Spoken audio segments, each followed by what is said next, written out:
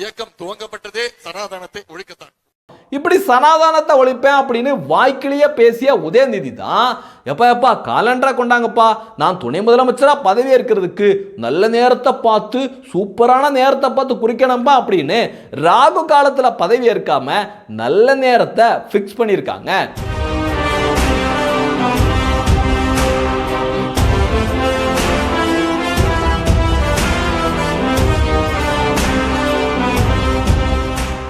அனைவருக்கும் அன்பு வணக்கம்.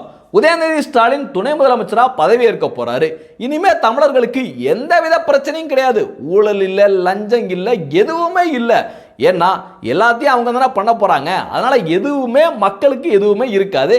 அந்த மாதிரி இனிமே சிறப்பான ஒரு ஆட்சி நடக்க போகுது அப்படின்னு உடன்பிறப்புகள் ஆஹோ ஓஹோ அப்படின்னு 200 ரூபா சல்லி காசுக்காக கொண்டாடிட்டு வர்ற கண்கொள்ளா காட்சியை காண முடியுது.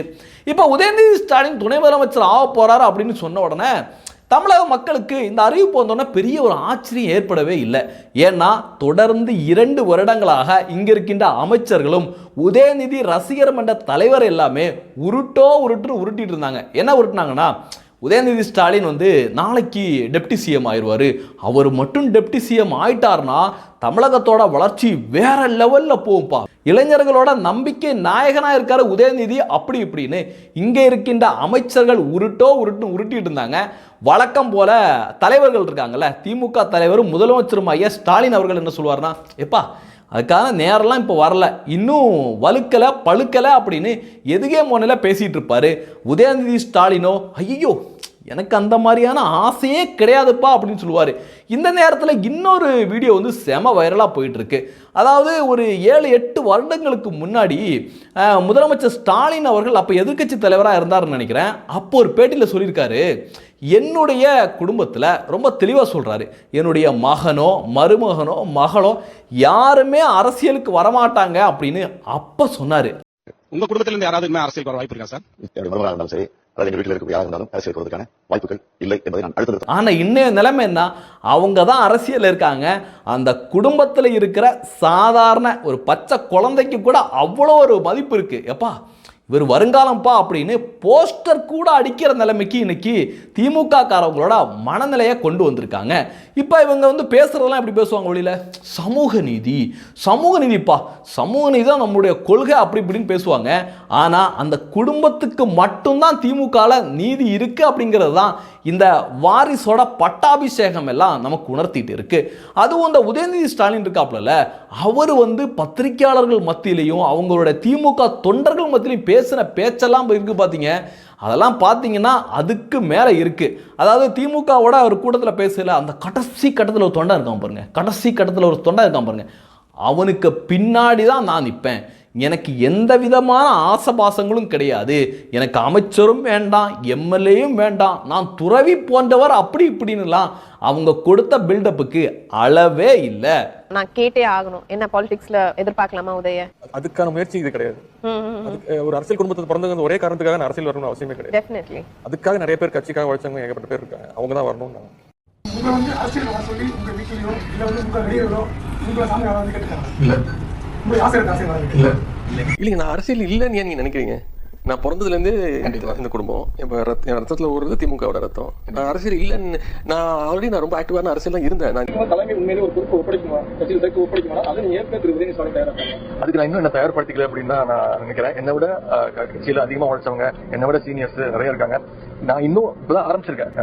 கிட்டத்தட்ட 1 வருஷமா என்னால் முடிஞ்ச அளவுக்கு பண்ணிட்டு இருக்கேன். நான் இன்னும் என்ன செதுக்கிக்கணும், இன்னும் நான் மக்கள்கிட்ட போய் மக்களோட மக்களா இருக்கணும் அப்படிங்கிறதா என்னோட விருப்பம். நான் இன்னும் அந்த அளவுக்கு யோசிக்கிறேன். திமுக இளைஞரணி செயலாளராக உதயநிதி ஸ்டாலின் நியமிக்கப்பட்டுள்ளார்.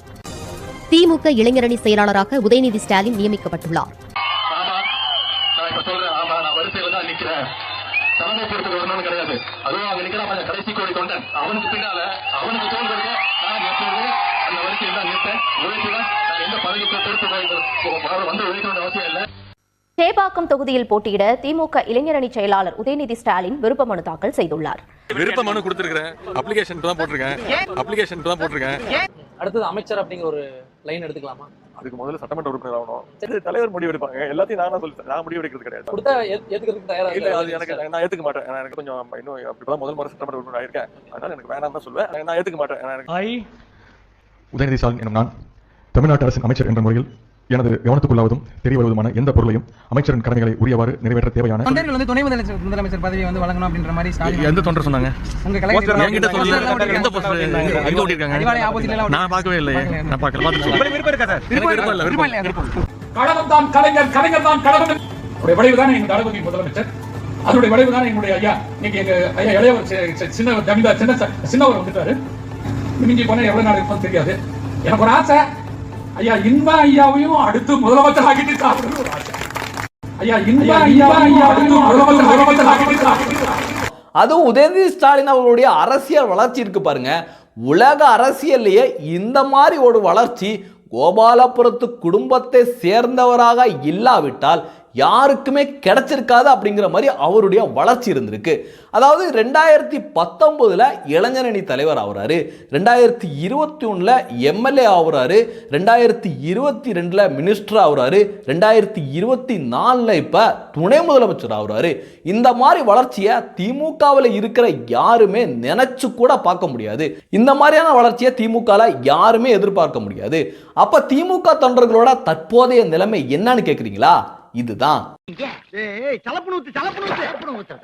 அதுவும் பாத்தீங்கன்னா உதயநிதி ஸ்டாலின் பதவி ஏற்க போறாரு பாருங்க. அந்த நேரத்தை பார்த்தீங்கன்னா உண்மையிலே மிரண்டு போயிடுவீங்க. வெளியில் நான்லாம் வந்து நாத்திகவாதிப்பா, நான்லாம் சனாதானத்தை ஒழிக்க போகிறப்பா அப்படி இப்படின்னு பில்டப்பாக பேசிவிட்டு இப்போ காலண்டரை தேடி எடுத்துகிட்டு வந்து ரொம்ப நேரம் ஆராய்ஞ்சு நல்ல நேரம் எப்பப்பா அப்படின்னு பார்த்து நேரத்தை ஃபிக்ஸ் பண்ணியிருக்காங்க. இன்றைக்கி பார்த்தீங்கன்னா 3:15 4:15 வரைக்கும் நல்ல நேரம். அப்போ உதயநிதி ஸ்டாலின் எப்போ பதவி ஏற்க போகிறாரு? 3:30 பதவி ஏற்க போகிறாரு. இதுதான் இவங்களுடைய திராவிடத்தோட, இதுதான் இவங்களோட நாத்திகத்தோட லட்சணம் அப்படின்னு நிறைய பேர் இன்னைக்கு கழுவி ஊத்திட்டு வர்றாங்க. அது மட்டும் கிடையாது, ஒரு சில வாழ்த்துக்களும் இவருக்கு கிடைச்சிருக்கு. என்ன வாழ்த்துக்கள்னு பார்க்குறீங்களா? இந்த அண்டா செந்தில் இருக்காப்புல, நான் வந்து ஊடகத்தோட 4வது தூண் 5வது தூண் அப்படின்னு ஒரு காலத்தில் பேசிக்கிட்டு இருந்த சீப்பு செந்தில் ஒரு வாழ்த்தை தெரிவிச்சிருக்காரு. என்ன வாழ்த்துனா, மாண்புமிகு துணை முதலமைச்சர் உதயநிதி ஸ்டாலின் அவர்களுக்கு வாழ்த்துக்கள். அதுக்கப்புறம் சொல்லியிருக்கிறதா மிக முக்கியமான பாயிண்ட், சமூக நீதி போராட்டத்தை இன்னும் வீரியப்படுத்துவோம். ஏண்டா சீப்பு செந்தில், உனக்கெல்லாம் சூடு சொரண வெக்கம் ஏதாவது இருக்கா? ஒரே குடும்பத்துக்கு சிங்சாம் போட்டு ஒரே குடும்பத்தில் எந்த தகுதியுமே இல்லைனாலும் சிஎம், டெப்டி சிஎம், தலைவர், இளைஞரணி தலைவர்னு தொடர்ந்து வந்துக்கிட்டு இருக்காங்க. அங்கே போய் நின்றுக்கிட்டு சமூக நீதி போராட்டத்தை நாங்கள் வீரியப்படுத்துவோம் அப்படிலாம் சொல்கிறியே, உனக்கெல்லாம் வெக்கம் இருக்கா அப்படின்னு மக்கள் இன்னைக்கு கழுவி ஊற்றிட்டு இருக்காங்க. அடுத்து பார்த்தீங்கன்னா கமலஹாசன் வாழ்த்து சொல்லியிருக்காரு.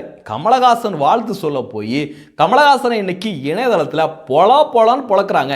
ஏயா நீ டிவியெல்லாம் உடைச்ச, வாரிசு அரசியலுக்கு அப்படி இப்படின்னு குரல் கொடுத்த, உனக்கெல்லாம் இப்போ வந்து சூடு சொரணை இருக்கா? ஒரு எம்பி சீட்டுக்காக போய் இப்படி கோபாலபுரத்து வாசலில் விழுந்து கிடக்கிறியே அப்படின்னு மக்கள் கண்ணா பின்னான்னு கேள்வி கேட்குறாங்க. அதுவும் கமலஹாசன் அன்னைக்கு டிவி உடைச்ச வீடியோலாம் இன்னைக்கு செம வைரலாக போயிட்டு இருக்கு. அந்த கலைஞரின் மகனாக இருக்கக்கூடிய நான் சொல்லுகிறேன், யார் போட போறீங்க? குடும்ப அரசியல் பேர்ல நாட்டையே குழி தோண்டி புதைச்சாங்களே அவங்களுக்கா? இந்த தகவலை பற்றி நீங்கள் என்ன நினைக்கிறீங்க அப்படிங்கிறதையும், உதயநிதி ஸ்டாலின் டெப்டி சிஎம்மா ஆக போகிறதுனால தமிழகத்தில் என்ன மாற்றங்கள் நடக்க போகுது அப்படிங்கிறதையும் உங்களுக்கு தெரிஞ்சதை பதிவு பண்ணுங்க. நன்றி. ஜெய்ஹிந்த். வந்தே மாதரம்.